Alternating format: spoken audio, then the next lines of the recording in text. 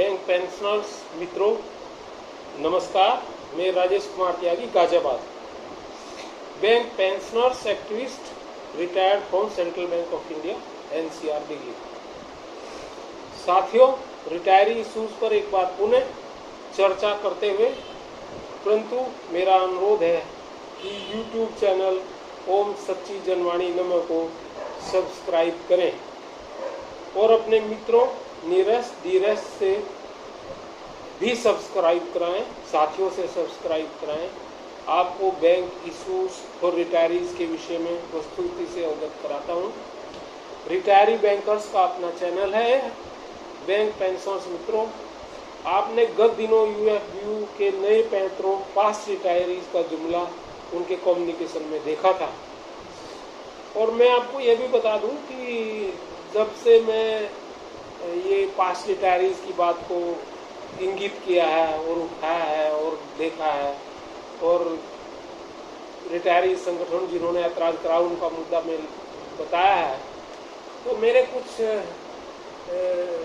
साथी general secretaries हैं, कई ऑर्गेनाइजेशन चलाते हैं, गाजियाबाद के हैं, दिल्ली के हैं, दिल्ली के तो 2-3 हैं और भी 1-2 जगह के हैं जो जनरल सेक्रेटरी हैं, DGS हैं, बड़े ऑर्गेनाइजेशन में भी अपनी भी यूनियन चला रहे हैं। उन्हें बड़ी नाराजगी हो गई है कि क्यों इस पास्ट रिटायरीज या पुराने पेंशनर्स की बात के ऊपर और नए पेंशनर्स की बात जो उन्होंने भेद किया UFBU ने अपनी कम्युनिकेशन से उठाई क्यों रहे हैं आप। और 1-2 सीनियर एक्टिविस्ट भी बड़ी उन्होंने नाराजगी किसी न किसी ने करी है। तो हालांकि मैं उनसे डिटैच हो गया इस वक्त इन बातों को लेकर के। पहले भी मैंने ये जो अपना पोस्ट अक्टूबर 2012 रिटायरीज ग्रुप बनाया था, इन्हीं मुद्दों को लेकर के मैंने बनाया। तो ये जो इन्होंने UFBU के नए पैंतरों में पास रिटायरीज का जुमला उनके कम्युनिकेशन में देखा था, ये भी जो है टॉक्स में एक तरह से बाइफर्केशन और लटकाने भटकाने का एक टूल है। अच्छा, इन्होंने AIBOA में स्प्लिट की बात भी सुनी होगी आप लोगों ने, और ये सब वेज नेगोशिएशन को लटकाने भटकाने के ही टूल्स हैं। अभी और टूल्स भी ऐड हो सकते हैं, ये लोग करेंगे अवश्य, क्योंकि UFBU 4% लेवी के फेयर में रहती है और 2.5-3 वर्षों में सेटलमेंट कराती है ताकि एरियर अधिक हो और लेवी अधिक बने। ये आपकी इतिहास है इनका, और पहले से जब आप बैंक में रहे होंगे जब भी आप देखते होंगे लेवी भी प्रोपोर्शनेट अधिक मिलती है इस प्रकार से। और इस बार गवर्नमेंट DFS की इंस्ट्रक्शन 1 दिसंबर 23 से पूर्व सेटलमेंट को साइन और फाइनल करने की है, क्योंकि आगे चुनाव है। गवर्नमेंट भी कोई दूर की धूली नहीं है, आगे चुनाव है और देश में जनरल इलेक्शन में जा रहा है, देश जनरल इलेक्शन में जा रहा है। इसका फायदा BJP गवर्नमेंट लेना चाहती है, सभी गवर्नमेंट लेना चाहती है। अपने समय में इस वक्त सरकार में BJP है। और पूर्व वर्षों में भी UFBU ने इलेक्शन से पूर्व सेटलमेंट नहीं होने दिए थे। इतिहास पर आप दृष्टिपात कर सकते हो। हमारा पेंशन अपडेशन का मुद्दा भी लगातार डिले हो रहा है इस सेटलमेंट की वजह से भी और इनकी नीतियों की वजह से भी। जो गत वेज सेटलमेंट से पूर्व सोल्व होना चाहिए था नहीं हुआ, कमिंग सेटलमेंट से पूर्व सोल्व होना चाहिए था नहीं हुआ। पहले ज्वाइंट नोट में डाला गया, अब रेजिडुअल इश्यूज में डाला गया, किंतु नोट येट सेटल्ड। अब पास्ट रिटायरीज की बात UFBU के कम्युनिकेशन में कही गई, to which we objected very strongly and some retirees organizations too objected highly and very strongly.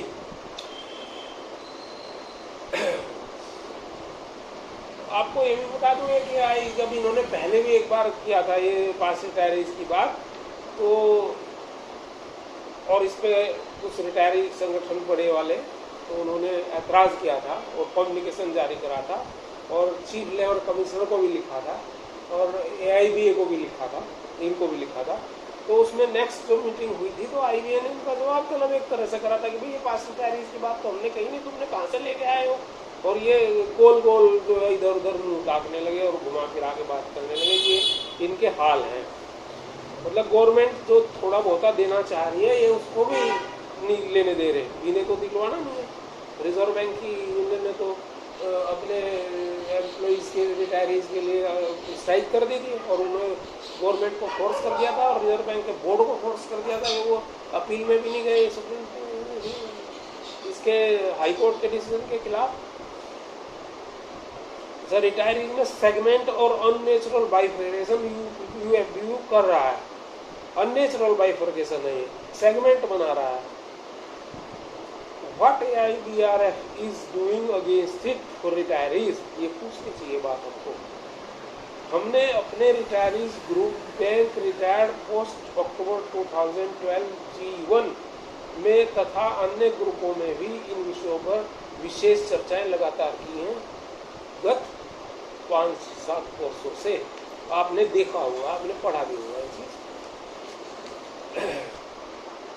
साथियों, बैंक पेंशनर साथियों, स्पेशल अलाउंस के मुद्दे पर, ग्रेजुएटी के मुद्दे पर और insurance policy, medical insurance policy for 4 lakh at par with bank employees in service employees as per DFS staff welfare allocation letter dated 24 फरवरी 2012 के अनुसार जो हमने डिमांड कर रखी पहले से ही, और पेंशन रिवीजन अपडेशन पर आपने देखा ही होगा किस प्रकार दोगला चरित्र इन लोगों का उजागर हुआ है।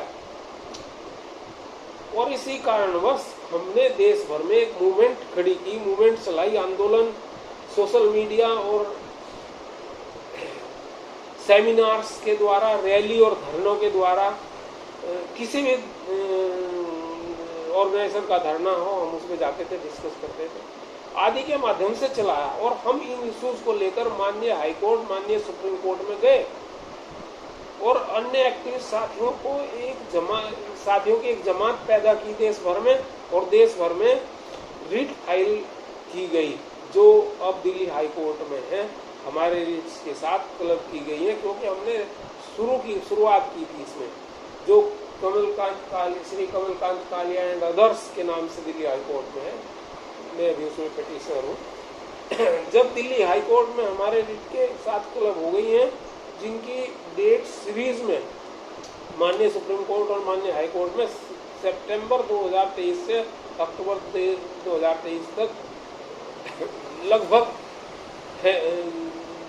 लगातार सी हैं, सुनवाई के लिए आरंभ हो जाएंगी। इनमें 18 सितंबर 2023, 6 दिसंबर 2023, 18 सितंबर 2023, 6 अक्टूबर 2023, 10 अक्टूबर 2023, 8-10 2023 और 19 अक्टूबर 2023 ऑनवर्ड्स और भी है, महत्वपूर्ण है। किंतु मैंने पूर्व में भी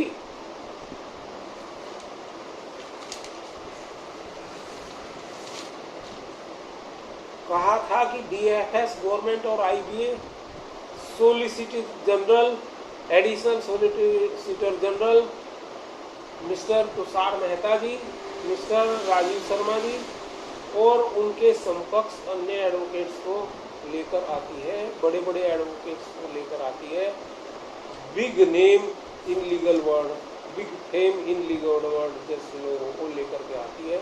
और हमारे पास संसाधनों की कमी है, इतने महंगे वकीलों की फीस हम नहीं दे सकते। इसी कारण न्याय की कुश्ती में समानता नहीं है। गवर्नमेंट को चाहिए कि इनके समकक्ष एडवोकेट हमें भी गवर्नमेंट के खर्च पर उपलब्ध करवाएं, वह भी हमारे पसंद के एडवोकेट।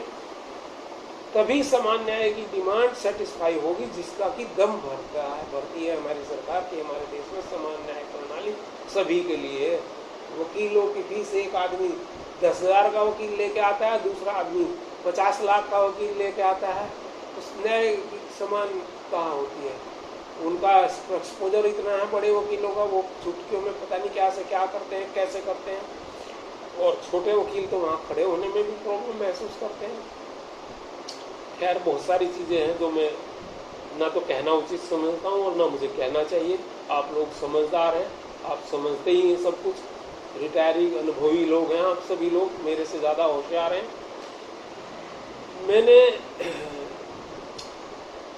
मैंने रिटायरी संगठन के बड़े बड़े नेताओं से अनुरोध किया है कि पीएनबी के साथियों द्वारा लगाया गया contempt petition on pension, gratuity, special allowance और कम्यूटेशन पर जो उन्होंने अलग तरीके से केस लगाया है, आप लोग एक रिजवेंडर लगाएं और जैसे श्री MC सिंगला जी केस की भांति उसमें शामिल हो जाएं। आपके पास खूब संसाधन है, एक बड़ा चंदा का भाग सभी पेंशनर्स आपको जमा करते हैं, आपके पास संगठन की शक्ति भी है, लेकिन आपको विल पावर अपनी इसमें दिखानी होगी जैसे MC सिंगला के इसमें किया। और साथियों, AIBRF की दिल्ली स्टेट कमेटी की मीटिंग 23 सितंबर 2023 को प्यारेलाल भवन एसोसिएशन के ऑडिटोरियम में हो रही है नई दिल्ली में, और मिस्टर SC जैन जो AIBRF के अपेक्स लीडर हैं भी इनॉग्रेट करेंगे इस मीटिंग को। उनके समक्ष अपनी बातें रखें और जवाब भी मांगे। जो मैंने बात कही है वो और उसके अलावा भी और बहुत सी बातें। ऐसे अवसर हमेशा नहीं मिलते हैं, और जब कभी AIBRF की बड़ी मीटिंग हो तो वहाँ भी आप लोग जाएं और वहाँ भी इस प्रकार की बातें रखें, उनसे जवाब मांगे और उन्हें फोर्स करें। हमने तो इन लोगों से ये भी कहा था कि भाई इलेक्शन से पहले बड़े बड़े 2-4 धरने 7 मेट्रो सिटीज में लगाएं, जिसमें दिल्ली का सबसे बड़ा जंतर मंतर या रामलीला ग्राउंड पर रैली भी हो, जिसमें और सारे देश के रिटायरीज वहाँ आए। लेकिन अभी कोई रेस्पॉन्स इस तरह का नहीं आया। 1-2 छोटे मोटे ऑर्गेनाइजेशन से वो आ था कि भाई हम करेंगे, लेकिन वो तो वैसे ही जले भुने रहते हैं। वो थोड़ा सा अब उससे चिड़ उनकी इस तरह की वो है, तो उनका कितना सक्सेसफुल होगा मुझे नहीं पता। वो तो वैसे ही इसे क्रिटिसाइज करो, उन्हें हर वक्त ये लगी रहती है कि तुम बड़े लीडर हो जाओ और इसको नीचे कर दो और उसको नीचे कर दो। तो ऐसी स्थिति में आंदोलन उचित गति और उचित वेग नहीं पकड़ पाते हैं। देखो जो भी होता है। मेरा ये भी कहना है कि मीटिंग जो होती है ये बड़े बड़े ऑर्गेनाइजेशंस की, बड़े बड़े ऑल इंडिया लेवल की मीटिंग या स्टेट लेवल की मीटिंग, इनमें वन वे नहीं होनी चाहिए। ये कम्युनिकेशन दोनों तरफ से होना चाहिए और पार्शियल होना चाहिए, यानी कि भाई कुछ को बुला लिया और उनसे कहलवा दिया अपनी मर्जी की बात नहीं, सबको बुलाना चाहिए और उनसे अपनी मर्जी की बात करनी चाहिए और उन्हें कहनी चाहिए और उनके जवाब भी देने चाहिए। गोल नहीं करना चाहिए, गोल गोल घुमा देते हैं लोग। मैं भी जाने की सोचूंगा, ऐसा नहीं कि मैं नहीं जाने की सोचूंगा, वो मुझे समय देंगे नहीं देंगे। जब से मैं UFBU को क्रिटिसाइज करने लगा हूँ और स्टेट और सेंट्रल लीडरशिप को रिटायरीज की भी क्रिटिसाइज करने लगा हूँ, तब से वो मैं पहले तो मुझे इन्वाइट भी करा करते थे, ये इन सर्विस वाले जो थे ये भी करते थे और मैं जाता भी था। लेकिन कई बार वेंकट चलमर इन लोगों से मेरा हो थोड़ा बहुत सवाल असहज करने वाले पूछने के बाद अब ये मुझे ज़्यादा इतना बुलाने की बात नहीं करते और बिन बुलाए मेहमान जाना ज़्यादा ठीक भी नहीं होता। अच्छा, पुनः निवेदन करता हूँ आप लोगों से कि मेरे YouTube चैनल को सब्सक्राइब करें, ओम सच्ची जनवाणी नमे, जिसका हैंडल है @RJSSTYGI3141 को सब्सक्राइब करें और साथ ही अन्य साथियों से भी सब्सक्राइब करें। बैंक वालों का अपना YouTube चैनल। वीडियो को लगातार बारंबार शेयर करें। It's time of video viral to emphasis our issues. Please share. सभी देश के कोने कोने में कार्यरत एक्टिविस्ट और आम लोगों को, रिटायरी लीडर्स को नमन, सैल्यूट और क्रांतिकारी अभिवादन। साथ ही रिटायरी लीडर चाहे कोई भी हो, चाहे वो छोटे ऑर्गेनाइजेशन का हो, चाहे वो बड़े ऑर्गेनाइजेशन का हो, और एक्टिविस्ट मैं उनका बहुत सम्मान करता हूँ।